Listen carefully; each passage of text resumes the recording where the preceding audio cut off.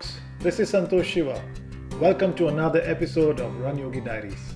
Every week, I bring to you conversations with people on a journey of endurance, fitness, and well-being. I hope they leave you with some tips, inspire you to perspire, and perhaps create some new possibilities. If you like these conversations, if you like this content, please subscribe to the channel, hit like on the video, and leave your comments and feedbacks.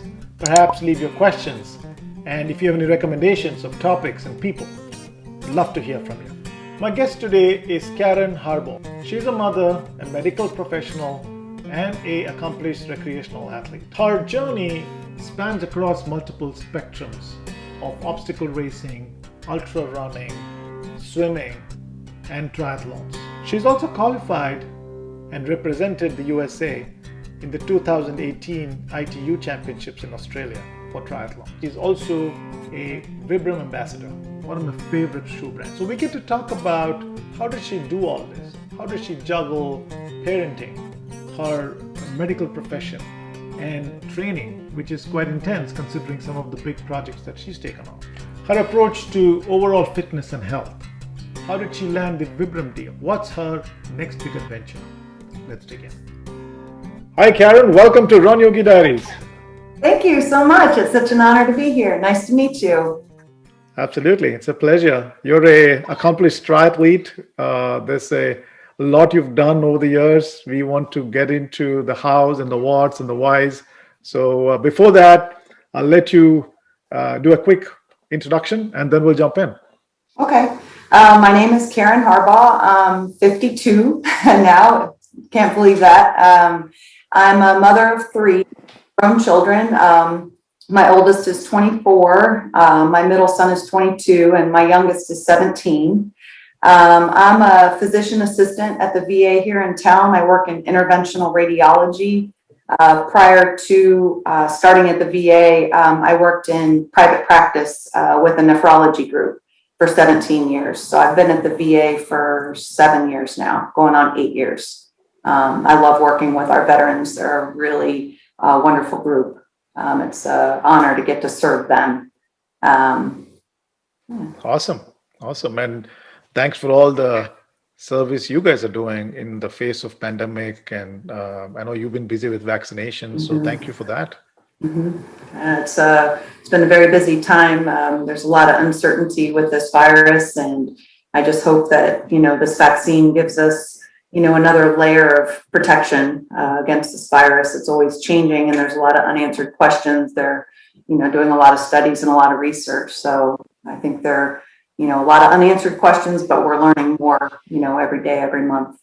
Now, kind of jumping into your journey in fitness, you're a very fit person. And so let's start from the beginning, where you always are so active, and let's start from the beginning, give us a sense of how you grew up. I was born in St. Louis, but we moved to Florida when I was 7. And it was great because you could play outside all year round. And I practically lived outside.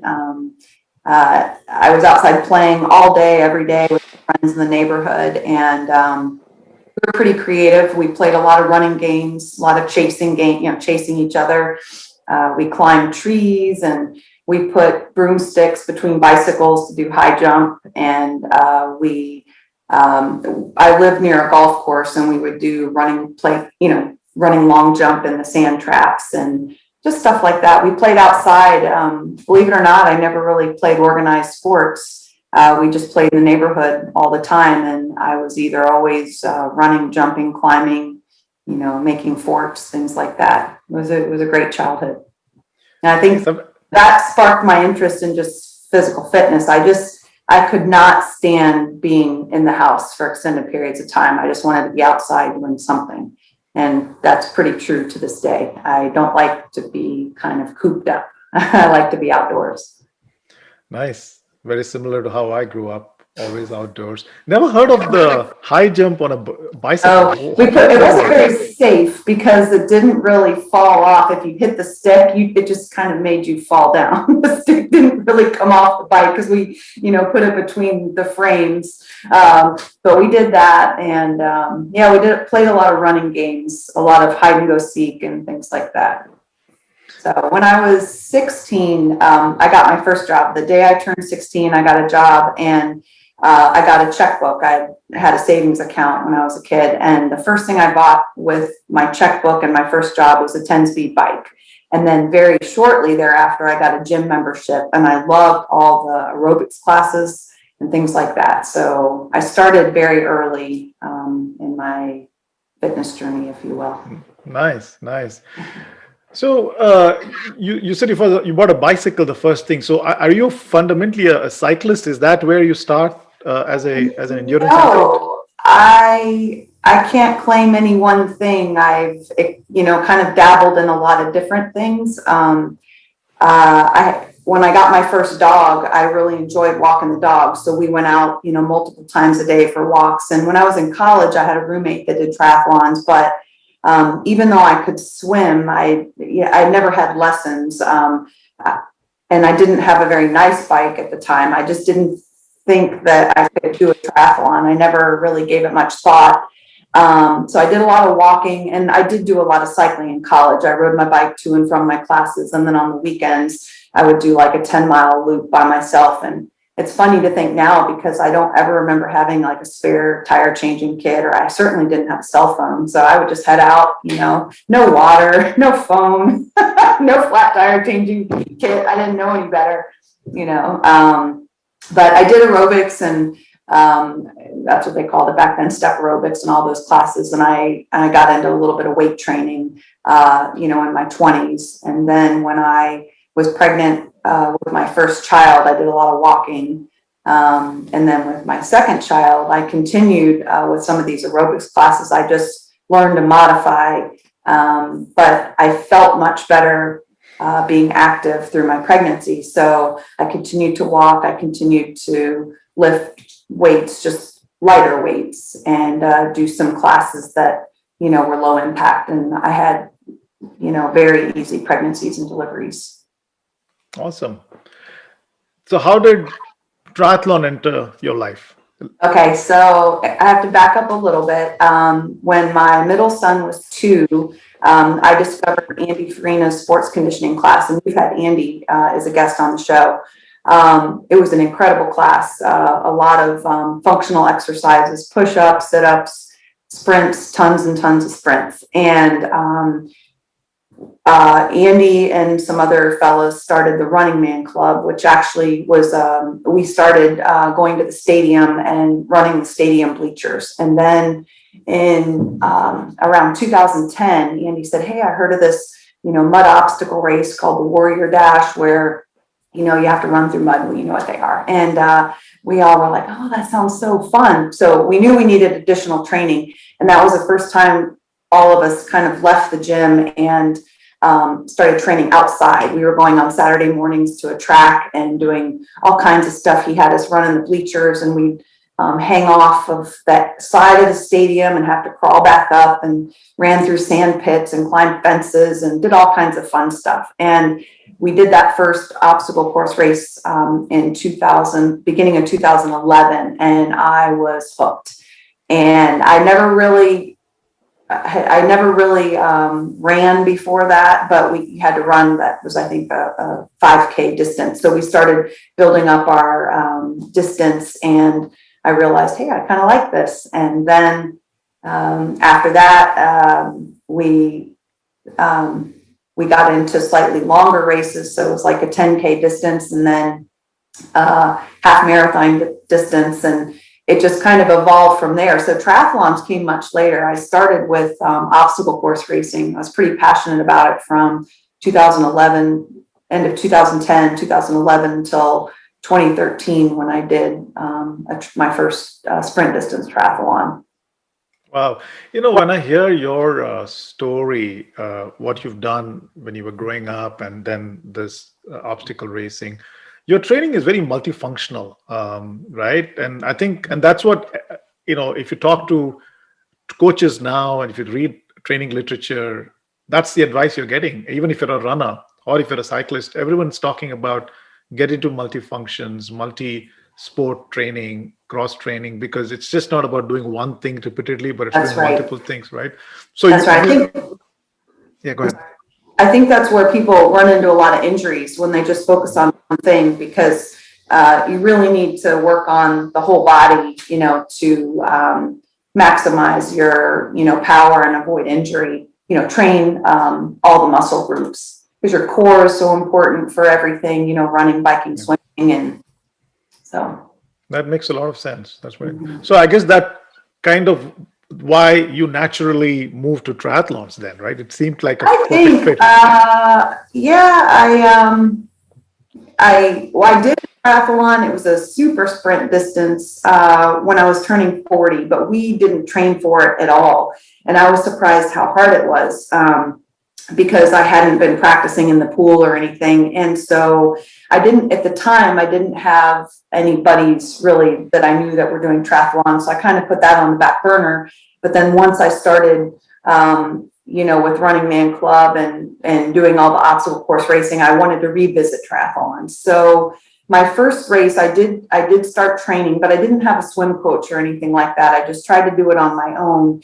And doing all the sprints and sports conditioning really helped, because I'm pretty competitive. And at the end of the race, as we were coming into the finish chute, the girl that was in my age group ahead of me started to kind of celebrate, because I think somebody told her she was in the lead or something. Anyway, I sprinted past her in the chute, and I think I beat her by a second, not much. It was such a small margin. And I took first place in my age group, and that really sparked my interest, because I wanted to get better. I knew that I needed more training, and so that really sparked kind of going down that path. I just wanted to see, what I could do. Wow. And you've been at it for 10 years now. Yeah, I can't believe it. Yeah, going on 10 years. Yeah, a little bit over. And so you started with sprint, but obviously you moved on. You did, Ironmans, Yes. half Ironmans. Yes. So there were, I did join Gainesville Triathlon Club, and had a few friends that did a 70.3 distance, and I, admired their training and kind of followed their journey. And I thought that is something that I really want to do. And I started researching and looking at training plans, and I committed with some friends to a 70.3. We had some people doing the relay, and we had some doing the full distance. And we did Augusta in 2014 was the first 70.3 distance that I did. And then right after I did that, I knew I wanted to try for a full distance Ironman. And so we did that the following year. Actually, we did Ironman Louisville in 2015, and then Ironman Chattanooga in 2016. So I've done two full distances, and now 3 70.3 distances. It was pretty exciting. Our team, there was a team, some fellow G3ers went down to Haines City in 2016 and competed, and our group was selected, or our group scored enough points, our team scored enough points to compete in the Pan American Tri Championships in Puerto Rico the following year. So we got to do that. That was my first time leaving the country for triathlons, and that was really exciting. Nice. So what helped you improve? If you were to pick 3 things, what would you say helped you improve your fitness? You definitely need a plan. Find a good training plan. Certainly, coaches are wonderful, but depending on your budget and things, you don't have to have a coach, but there are a lot of wonderful training plans, either in books or online. And have a plan. That way, you aren't just going into it, without a plan, basically. So that really helped. And within the plan, though, you have to be flexible. I'm a mom, my kids were in school. It's easy to make excuses or skip workouts, but you really have to find time to get them in. And if you miss one, that's okay, but you can't make it a habit of missing them, so stick with a plan. Also, just having things on the calendar, people joke, if you put it on Facebook or on social media, it's binding, but, if you get something on the calendar, then you have things to work towards. So, okay, in 6 months, I've signed up for this race, or a year from now, I have this race. And so then you can tailor your plan, accordingly. But within that, you have to be flexible and, realize life happens and it's not the end of the world if you can't, do your training, or even if the race doesn't happen, if something, happens, you can always reschedule. Right. So in your view and experience of the three, the three activities in a triathlon: swimming, running, and bicycling, where did you focus the most to make sure you're getting the biggest bang for the buck on the race day? Where was your focus? That has actually changed over the years. Initially, I was running with a running group called Two Rules Running, and I felt like, even though running wasn't I think cycling, if I really put the time into all of them, maybe my strongest, but running seemed to be my strength at that time. And then now, about 3 years ago, I started swimming with Karen Austin's swim group, Swamp Water Aquatics Gainesville, and we swim every Monday, Wednesday, Friday at 5:30 in the morning. And now I feel like, my swimming's coming around. So it goes through stages, and, depending on what else is going on in your life. But that's one thing I also wanted to mention. If you can find like-minded people to train with, it really, really helps. Just having that support, the camaraderie, the accountability, there are people waiting for you. You're more likely to stick with something if you have people that support you, and you can celebrate each other's accomplishments and things like that. Right. So I also learned about recovery. You asked kind of about three things. I may have said more than three things, but recovery is very important. So even though some of the training plans are very rigorous, you have to find time to be kind to yourself. If you feel like, maybe an injury is coming on, take it easy, or cross-train a little more. Find time for massages, or if needed, physical therapy. But I can't stress the importance of sleep enough. Most people just don't get enough sleep, and that's when our bodies really recover. Proper nutrition, proper sleep, all those things are so important. And I don't think I focused on a lot of that early on. I think I was more focused on getting all the training in, and not maybe concentrating enough on recovery. And that's definitely another key point to staying healthy. Makes sense. And what about family? You've got 3 kids, and how do they adapt to your training? When they were young, I took them on. I wasn't doing triathlons when they were really young, or this type of stuff, but when they were really young, I always walked with them, walked with a jogging stroller, or took a jogging stroller, and then I had the bicycle with the seat on the back. We always went to the park and played, and I tried to do a few things at the park, some pull-ups or something here or there, but I would run. My daughter would ride her bike next to me, and I would go for some runs. But by the time I really got into obstacle race training and stuff, they were older, and they were already into their things like band and things like that. So I would come home from work so sometimes I would swim, or do a cycling class or something early in the morning before they woke up or went to school. And then in the evenings, I would cook dinner and then, go out and do a run or something like that. So they must be pretty proud of you. I don't know. Your mom's a triathlete. I don't know. They didn't really talk about it very much. But every now and then when they bring a friend home or something, they'll say, Mom, what was that race you did? Or how far is an Ironman? How many miles did you have to run? And, swim, bike, and run. So hopefully they're proud of me. I don't know.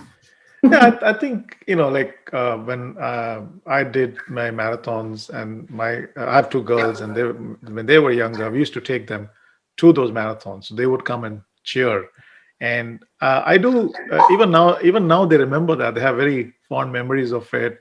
And somewhere back in the mind, they know that this is a good thing. This is a good Yeah. lifestyle choice. Now, it's not like my kids are athletes or anything like that, but I do know that they do have that in the back of their mind, that if something they would want to do to make things better, they wouldn't mind go for a run or a cycle, stuff like that. So Yeah. coming back to your triathlon journey itself, right? Which one was your proudest or the most memorable uh, That's triathlon? Is it? tough. That's tough because they're all different.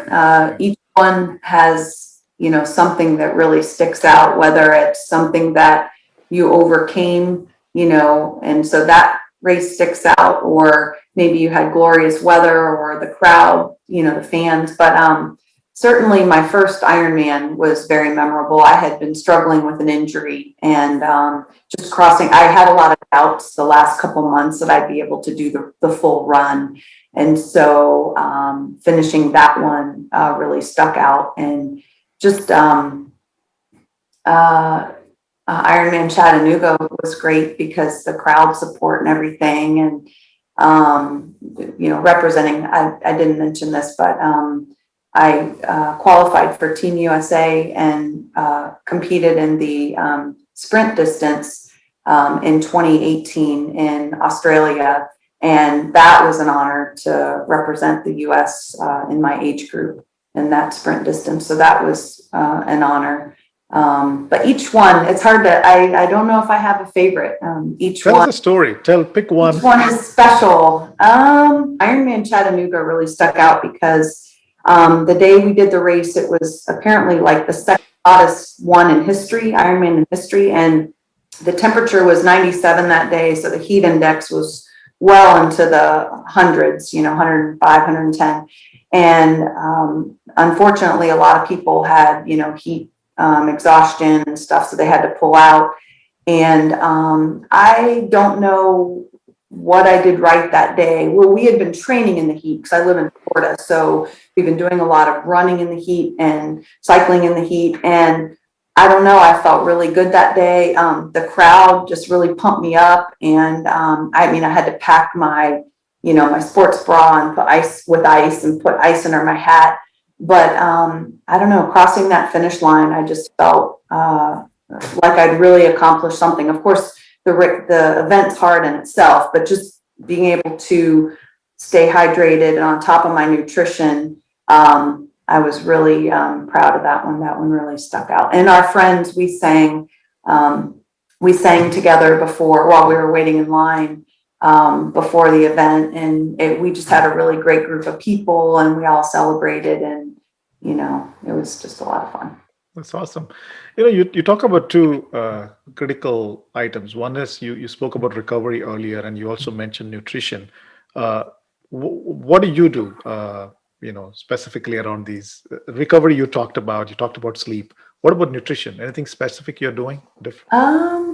I try to eat a well-balanced diet. I don't follow any specific, I'm not particularly strict in any area. I kind of think moderation is key. I don't eat a lot of junk food, but occasionally I'll have this or that. I just try to eat a well-balanced diet, and I stay hydrated. And I do use during races, I'll take some goose, and I drink, in particularly hot races, I drink Tailwind. That's my go-to. But when you're on a course, it's hard to mix that stuff. So you just have to drink whatever's available. And I know they use Gatorade Endurance and some other things. So, I'll train with that just to be sure that it agrees with me. And I'm pretty lucky. I don't really have a sensitive stomach. So I do get nervous, obviously, but before a race, I like a peanut butter and honey waffle, and maybe a banana. And then I make sure I drink plenty of fluids throughout the day. And I've just been pretty lucky. I haven't had an issue with, GI upset or cramping or anything like that. But I do, when it's particularly hot, I shouldn't say this. I won't say any brand names. Well, I guess I did already. But there are a lot of salts that, you can buy and stuff, but I kind of feel that salt is salt. You don't have to buy a fancy salt. And so I just have a little container of like kosher salt that I use, and I'll lick some of that every mile or two during the run when I'm getting really sweaty, because I know I need to replace my salt. But I have, water on the bike and run, and just the Tailwind electrolyte solution. I seem to do okay with that. Great. And when you say balanced diet, what is balanced diet for you? Because For me, it's different for different people. So I just want to understand your yeah, well, I view. try to eat enough protein. I don't even weigh it out. I couldn't tell you how many grams I get a day. I eat a lot of eggs. I eat eggs and chicken and fish, and I enjoy red meat, but I don't eat a lot of it. Salads with fruits. Salads with lots of vegetables, and I eat a lot of fruit. I eat, non-fat yogurt. I make smoothies with kale and berries, and I'll put some protein powder in there. But I eat a lot early in the day, especially after a swim. When we have swim practice, I'm hungry all the time. So I eat a lot during the day, but then kind of in the afternoon, my appetite tapers off. I don't eat a lot in the evenings. Because I do a lot of when we have daylight savings, I do a lot of my runs after work at night, so I can't eat a big meal. But I eat a lot kind of in the morning. I like almonds, I snack on almonds and fruit, and I drink a lot of water. And in terms of training methodologies, how many days do you train? Is there any particular method you use for your to optimize It depends what event I'm training for. When we were training for the Ironman distance events, I was doing 3 swims, 3 bikes, and 3 runs a week. And so several days a week, you'd have to do 2 workouts in a day, like 1 in the morning and 1 at night. But it's hard to also rest a full day in there. So one day would be rest, or maybe you do a swim and rest. But again, it just depends what distance you're training for or what event you're training for. Now I'm not doing anywhere near that much. I don't have really anything on the calendar. So I try to do something every day, but it can just be a 1 mile walk. Actually, I'm on a streak right now. I have several friends that have done these streaks where they do something every day. And, I always thought that was neat. But when the pandemic hit, I thought, well, this would be a really good, healthy thing to do. So at the minimum, I try to walk 1 mile a day. And then, some days I do a strength workout, or I'll do a trainer ride, or go for a bike ride, or go for a run.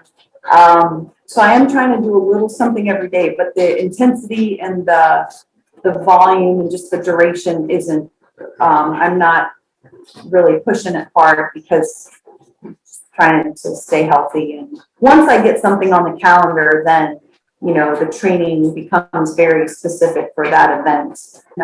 And it also depends on, your lifestyle. Again, I don't have young children at home, although I do have a puppy now. So that's partly why my training volume has really decreased, because I'm really focusing on training him and being home. So the volume has decreased. But I think just, trying to stay healthy, we have to do this for our whole lives. Fad diets don't work. We know that.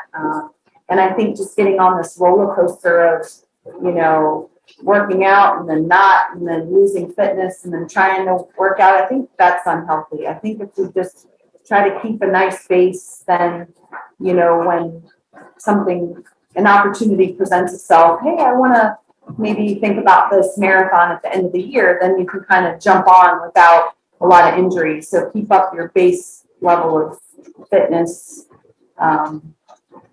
Yep, makes sense. And so I know you're also a Vibram ambassador. How did that come about? When I first started training for obstacle course races, I noticed a guy in sports conditioning that was wearing them, and I thought, they looked funny. But the more I thought about it, I thought, I bet those don't hold a lot of water and mud.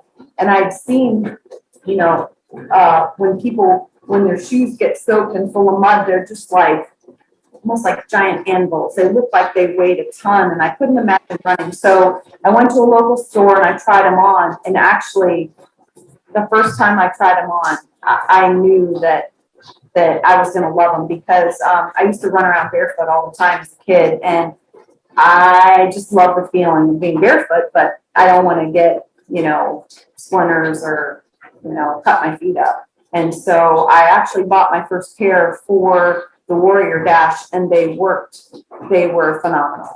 I had really good grip on the obstacles, and they felt good, and they didn't hold a lot of water and mud. And so I started wearing them then. And back then I wasn't really doing much running, but with the different obstacle course races, we started stepping up the distance. So we started with the 5K distance, and then 10K distance. And then by the end of the year, we did the Tough Mudder, which was 12 miles. So it took me a full year in them to build up that much distance. And then I thought, well, gosh, I'm already running 12 miles in them. I bet I could do a half marathon. So I ran my first half marathon in them, and I did great. And so I've been wearing them ever since. Now, I have tried other shoes from time to time, but I always go back to them. I'm just the most comfortable in them. I think, my running form improved. I was having some knee pain before, and I have some other issues, but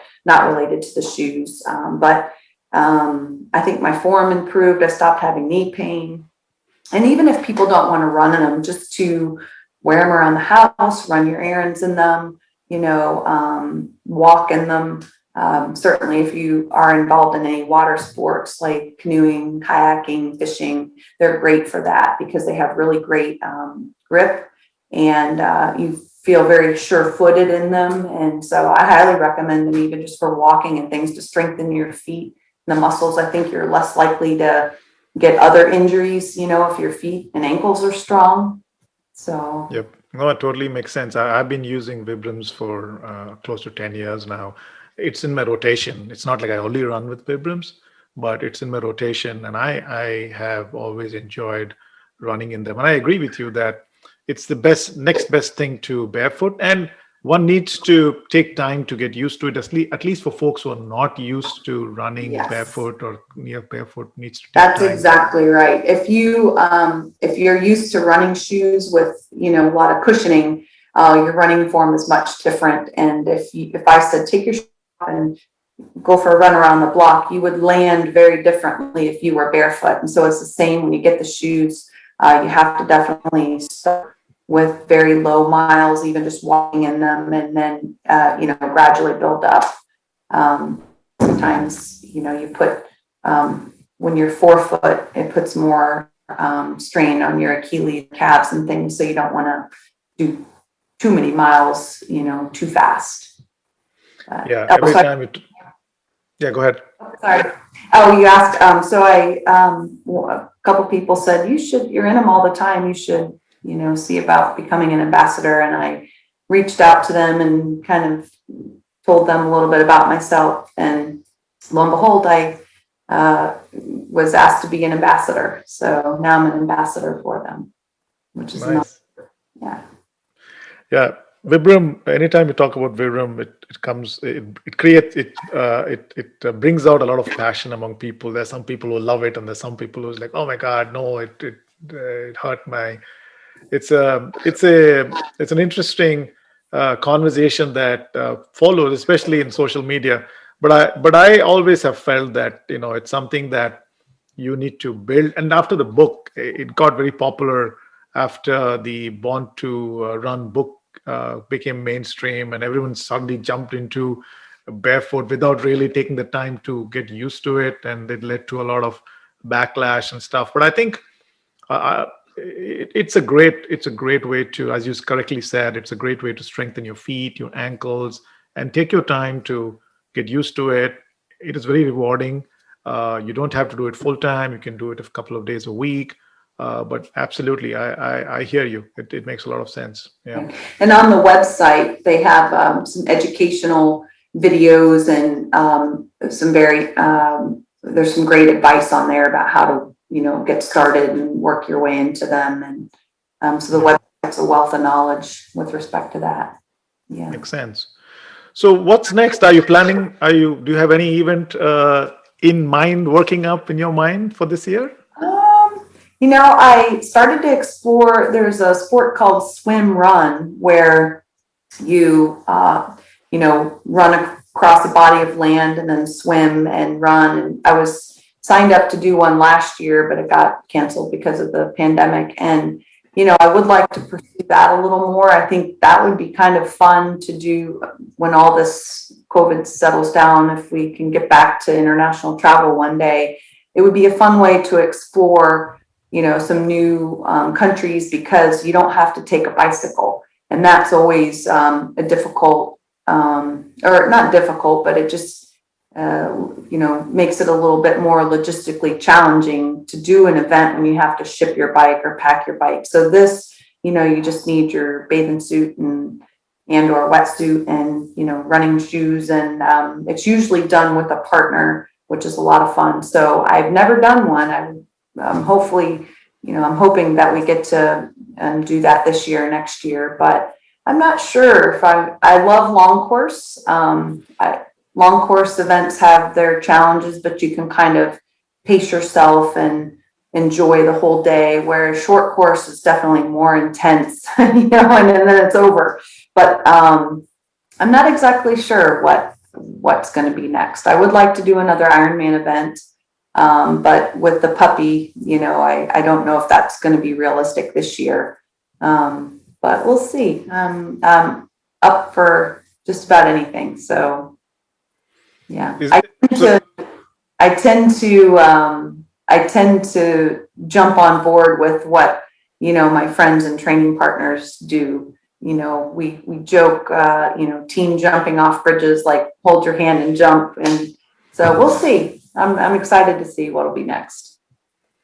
Have you always had a dog, or is this the first time you? I always wanted a dog growing up, but my brother was allergic to him, so I had every other pet. I had, gerbils and hamsters and fish and birds, and then we had a box turtle that my dad got for me when I was about 5 years old in St. Louis, and he just passed away a couple years ago. He was in our family for over 40 years. And then I got my first dog when I was in college, right after college, before PA school. And so my 13-year-old dog just passed away in October. I didn't see that coming at the beginning of last year, and it really threw me for a loop. I love the companionship, and I was very lonely. So now I have a puppy. And he's keeping me very busy. So, Yeah. I'm training him. Hopefully, a running partner one day. Yeah, that's what I was going to ask. I have my dog's name is Betty. She runs with me. Does she? What kind is she? She's actually a mix of lab and pit bull, but she's more lab than pit. Uh-huh. And she loves to run. And she's a little older now, so now she runs a couple of miles with me. But when she was a little younger, she would go 8 miles, up to 8 miles. Really? That's great.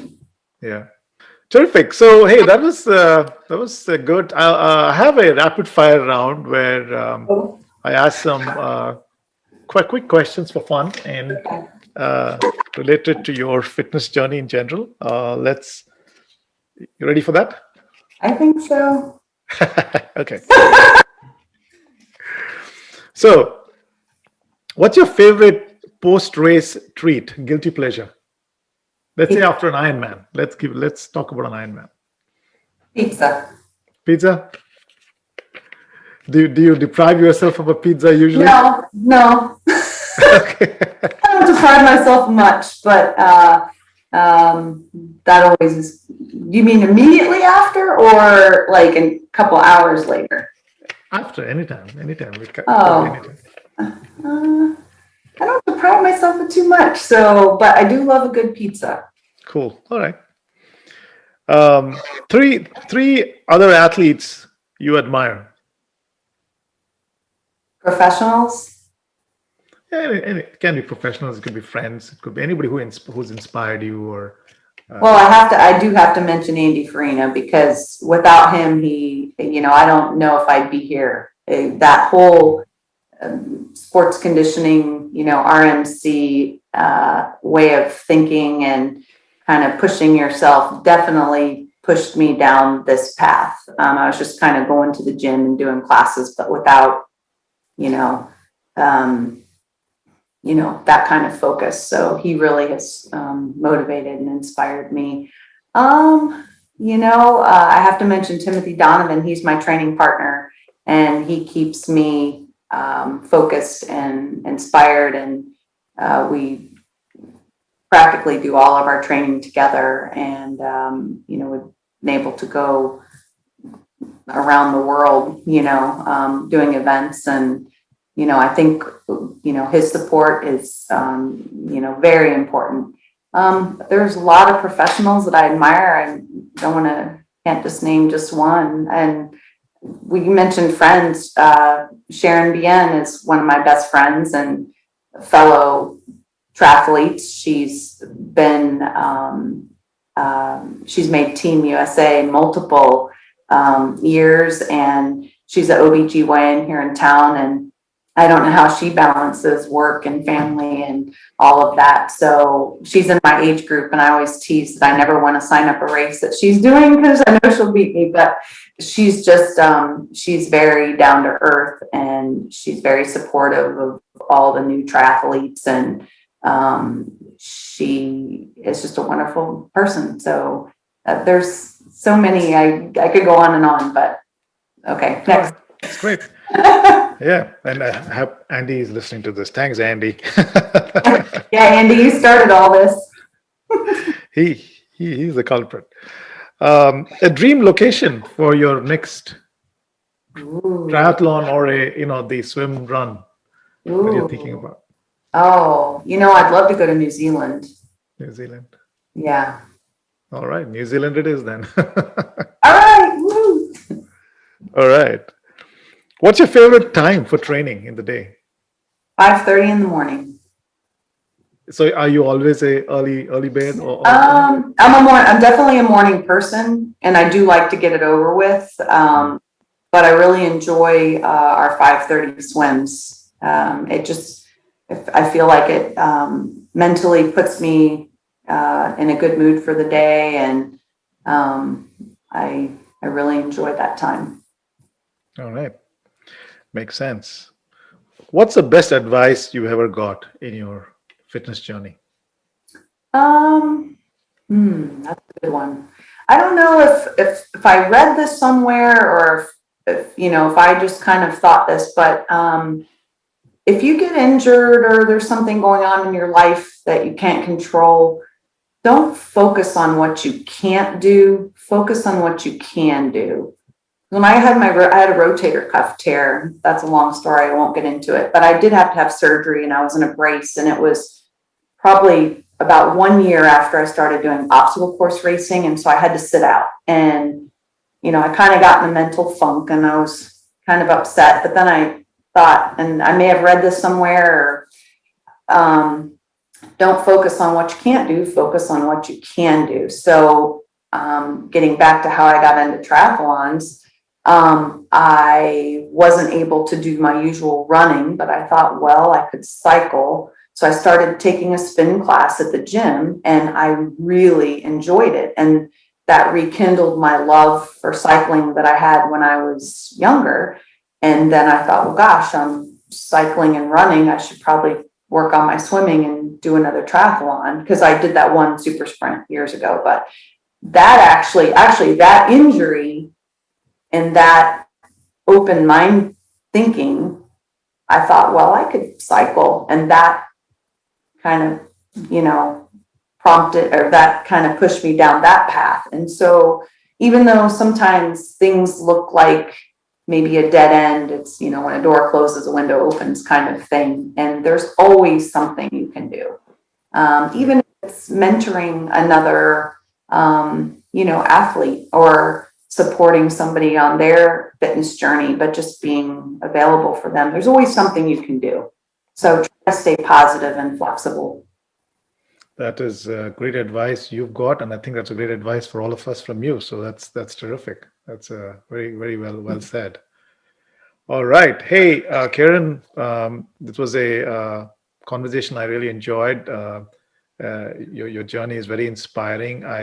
We will continue to keep a watch on your next the swim run in New Zealand. Hopefully, earlier the better. Hopefully, travel will be back in action, and we'll see you in doing that in New Zealand. Thanks for joining this conversation today. Wish you all the best, and have a great week. I appreciate you. Thank you for what you're doing. I think this is fantastic. You know, I know it's intimidating for people to get started in any sport, but I just wanted to reiterate, you don't need a lot of fancy equipment or expensive things, just a simple pair of shoes and or, triathlon's your thing, a starter bike is fine. You don't have to invest in a lot of equipment and expensive things, just get out there and move. I think our bodies are meant to move, and we feel better if we, get some daily exercise and eat right and sleep well. And, just remember that, we should kind of look at this as a life journey, not just something, that we have to do right now. Just, enjoy it, and hopefully you'll live a long, healthy life. So, absolutely. Great message. well, thank you for asking me. I don't know. I appreciate you very much. Thank you so much. You're doing. Bye. Bye.